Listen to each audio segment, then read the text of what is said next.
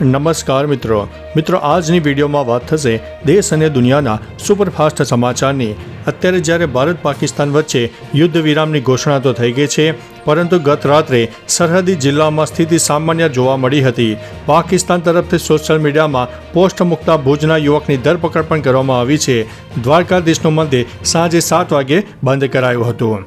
મિત્રો, અન્ય મહત્વના સમાચારની વાત કરીએ તો કડી અંડરપાસમાં સ્કોર્પિયો ડૂબતા એક વ્યક્તિનું મોત થયું છે, 6નું રેસ્ક્યુ કરવામાં આવ્યું છે।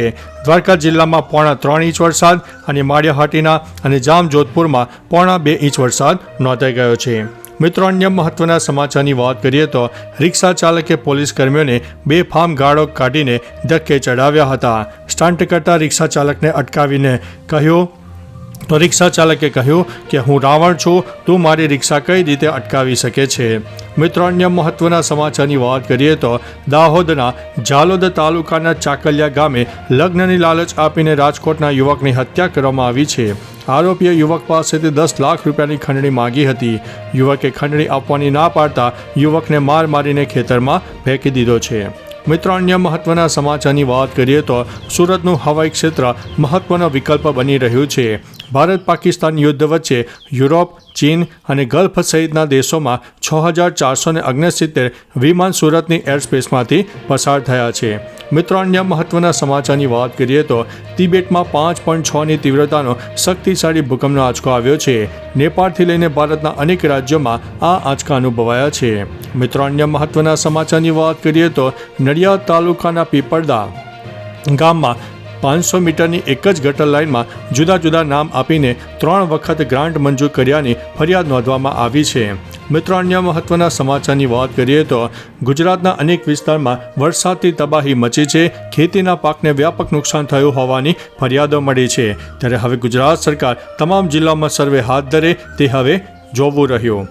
મિત્રો, અન્ય મહત્વના સમાચારની વાત કરીએ તો છત્તીસગઢના રાયપુરમાં ટ્રક અને ટ્રેલર વચ્ચે ગમખ્વાર અકસ્માત સર્જાયો હતો, જેમાં 13 લોકોના મોત થયા છે અને 12થી વધુ લોકો ઈજાગ્રસ્ત પણ થયા છે। મિત્રો, અન્ય મહત્વના સમાચારની વાત કરીએ તો ગામડાઓ અગનભઠ્ઠી બનતા લોકો માટીના મકાન, ચેકડેમ તરફ વળ્યા છે। ગત વર્ષે પારો 50 ડિગ્રીને પાર પણ પહોંચ્યો હતો। મિત્રો, અન્ય મહત્વના સમાચારની વાત કરીએ તો પાકિસ્તાનના 100 આતંકી 40 સૈનિકને ઠાર કરવામાં આવ્યા છે। ઓપરેશન સિંદૂર નહીં અટકે તેવું સેનાએ જણાવ્યું છે। મિત્રો, અન્ય મહત્વના સમાચારની વાત કરીએ તો બ્રહ્મોસ મિસાઇલની ક્ષમતા અંગે શંકા હોય તો પાકિસ્તાનને પૂછી લો કે કેવું તેનું રિઝલ્ટ મળ્યું છે તેવું આદિત્યનાથ યોગીએ જણાવ્યું છે। મિત્રો, અન્ય મહત્વના સમાચારની વાત કરીએ તો ભારત પાકિસ્તાન વચ્ચે અત્યારે તણાવની પરિસ્થિતિ હતી, ત્યારે યુદ્ધ વિરામ બાદ હવે ગુજરાત સહિત ભારતના અનેક ભાગોમાં એક કહી શકાય કે રાહતના સમાચાર પણ સામે આવી રહ્યા છે। મિત્રો, અન્ય મહત્વના સમાચારની વાત કરીએ તો ભારતીય સૈન્ય કાર્યવાહીમાં 100 આતંકવાદી અને પાકિસ્તાનના 35થી 40 જવાનોના મોત થયા હોવાના અહેવાલો મળ્યા છે। મિત્રો, અન્ય મહત્વના સમાચારની વાત કરીએ તો મધ્ય ગુજરાતના આણંદ સેન્ટ્રલ એસટી ડેપોમાં ફાયર સેફ્ટીની સુવિધા જ નથી, ત્યારે સરકાર હવે સુવિધા ઉપલબ્ધ કરાવે છે કે નહીં તે હવે જોવું રહ્યું। મિત્રો, અન્ય મહત્વના સમાચારની વાત કરીએ તો ખેલ મહાકુંભમાં રાજ્ય કક્ષાની એથ્લેટિક્સમાં ભાવનગરના ખેલાડીઓને 20 મેડલ મળ્યા છે। મિત્રો, અન્ય મહત્વના સમાચારની વાત કરીએ તો નૈનપુર ચોકડી પાસેથી ₹1.14 લાખનો વિદેશી દારૂ ઝડપાયો છે અને પોલીસે આગળની કાર્યવાહી હાથ ધરી છે।